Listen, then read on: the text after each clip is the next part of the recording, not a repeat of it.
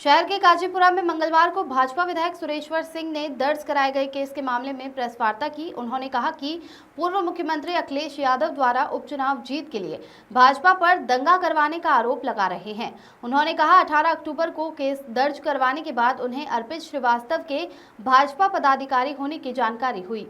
जिले के महसी विधानसभा क्षेत्र से भाजपा विधायक सुरेश्वर सिंह ने कोतवाली नगर में भाजपा युवा मोर्चा के नगर अध्यक्ष प्रथम समेत 8 लोगों के विरुद्ध बलवा फैलाने समेत अन्य धाराओं में केस दर्ज कराया है। इस मुद्दे को सपा मुखिया पूर्व मुख्यमंत्री अखिलेश यादव ने उठाते हुए भाजपा पर ही दंगा करवाने का आरोप लगाया, जिसको लेकर भाजपा विधायक सुरेश्वर सिंह ने मंगलवार सुबह 11:30 बजे प्रेस वार्ता की। उन्होंने कहा कि पूर्व मुख्यमंत्री अखिलेश यादव उपचुनाव में जीत दर्ज कराने के लिए भाजपा पर दंगा करवाने का आरोप लगा रहे हैं। उपचुनाव के बाद सब शांत हो जाएगा। भाजपा पदाधिकारी पर दर्ज कराए गए केस के मामले में कहा कि उन्होंने 18 अक्टूबर को केस करवाया। इससे पूर्व अर्पित श्रीवास्तव के भाजपा नेता होने की जानकारी नहीं हुई। उन्होंने कहा कि जिला अस्पताल में उपद्रवी शामिल थे, जिन्होंने एम्बुलेंस के साथ मर्चुरी में तोड़फोड़ की। विधायक ने कहा कि जितने भी नामजद लोग हैं सभी का सीसीटीवी फुटेज पुलिस देखेगी। विवेचना के बाद जिनकी गलती होगी उनके विरुद्ध कार्रवाई पुलिस करेगी। उन्होंने कहा जिला अस्पताल में लोग नशे में थे। एक सवाल के जवाब में विधायक ने कहा सिर्फ दोषी लोग ही पकड़े जाएंगे, साथ ही विवेचना के दौरान किसी को परेशान भी पुलिस नहीं करेगी। उन्होंने कहा 13 अक्टूबर को डीएम मोनिका रानी, एसपी वृंदा शुक्ला, डीआईजी अमरेंद्र प्रताप सिंह और नगर मजिस्ट्रेट की मौजूदगी में मेरे बेटे अखंड प्रताप सिंह के वाहन को रोका गया और एक राउंड फायरिंग भी की गई। फायरिंग का जिक्र किया है, हमने फायरिंग का जिक्र भी किया है और वीडियो में फायरिंग दिखाई भी दे रही है। ये विवेचक का विषय है कि वो चिन्हित करे कि कौन था फायरिंग करने वाला और किस उद्देश्य से उसने फायरिंग की। विधायक जी, अभी आपने एक बात कही कि आप और जो है पत्रकार जो है दिवाकर पांडे जी, जिलाधिकारी का प्रयास था कि जो को जो है बर्तरी ले जाया जाए, लेकिन कुछ लोग जबरन जो है वहां के ऊपर रोक रख करके प्रदर्शन कर रहे थे। नहीं सा उसमें विपक्ष के लोग भी हो सकते हैं और कुछ लोग जैसा कि हमने कहा कि नशे में भी थे, क्योंकि रात का 9 बज रहा था तो नशे में भी लोग थे और तरह तरह की बातें कर रहे थे। भाई कोई कह रहा, उसमें से ये लोग भी कह रहे थे कि नहीं, वो महाराजगंज में जिसने गोली मारी है वो यहीं लाया जाएगा और यहीं उसका इनकाउंटर होगा, तब हम 100 को ले जाएंगे।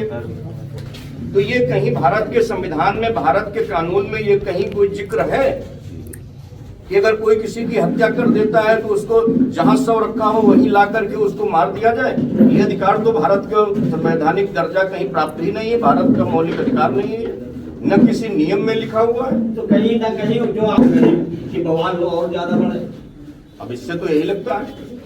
विधायक जी, बड़ा सवाल, रेहुआ मंसूर के 2 लोग एलआईयू की तो टोटल फेलेवर है, एलआईयू का और तहसील की चौकी महसी तहसील की चौकी और थाना अध्यक्ष। इसके पहले लगभग 40 साल से मूर्तियों का विसर्जन होता है और उसी रास्ते से होता है।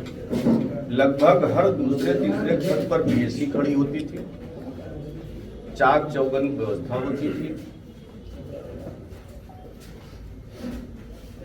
इस बार इसके पहले लोगों ने बताया है कि गणेश पूजा में भी इस गाने पे आपत्ति उन लोगों ने जताई थी, लेकिन वो विषय न तो थाना अध्यक्ष ने बताया न समितियों के लोगों ने बताया। और एक गोलू मिश्रा नाम का लड़का है रेहुआ मंसूर का, जिसकी उम्र 13-14 साल है।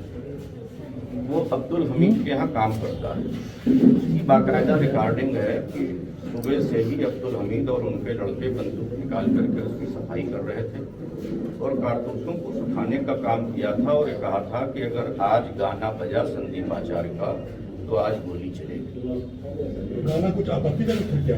गाना आपत्ति सवाल उनका था, संदीप आचार्य जी का गाना था और पाकिस्तान मुर्दाबाद बीच बीच में कहा जा रहा था।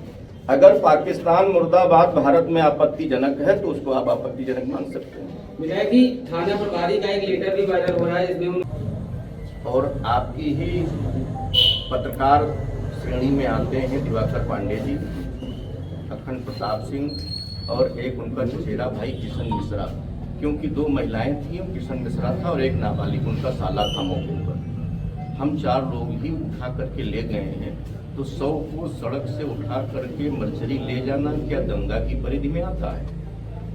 कि सड़क पर रहता 100 तो दंगा की परिधि में आता, भीड़ बढ़ती, मूर्तियां सारी 150-200 मूर्तियां सड़क पर खड़ी थी, तो 100 रखा रहता सड़क पर, तब दंगा भड़कने की आशंका थी कि 100 को सुरक्षित करा दिया गया, तब दंगा भड़कने की आवश्यकता। अगर उनकी यही, कुछ उपद्रवी लोग हर गांव में होते हैं, हर मोहल्ले में होते हैं।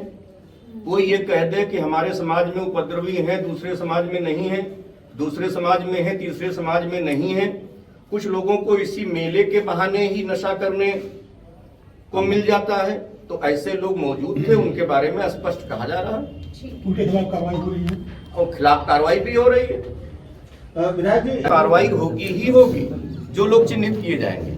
माननीय मुख्यमंत्री जी ने भी कहा है कि चाहे वो अधिकारी हो, चाहे कर्मचारी हो, चाहे समाज के लोग हों, ऐसी कार्रवाई होगी कि दोबारा इस कृत्य को नहीं करेंगे, पुनरावृत्ति नहीं होगी। विधायक जी, अभी क्या स्थिति है? जो आप बुलडोजर की कार्रवाई कह रहे हैं, उस कार्रवाई को भी तोड़ मरोड़ करके पेश किया जा रहा है। कहा यह जा रहा है कि अब्दुल हमीद का घर गिराने के लिए कार्रवाई की जा रही है। प्रथम चक्र में 23 लोगों को अब नोटिस दी गई है, और इसके पहले 2023 में भी लोगों को नोटिस सर्व हो चुकी थी, और वहां पे निशान लगे हुए हैं, आप जाकर के देख लीजिए।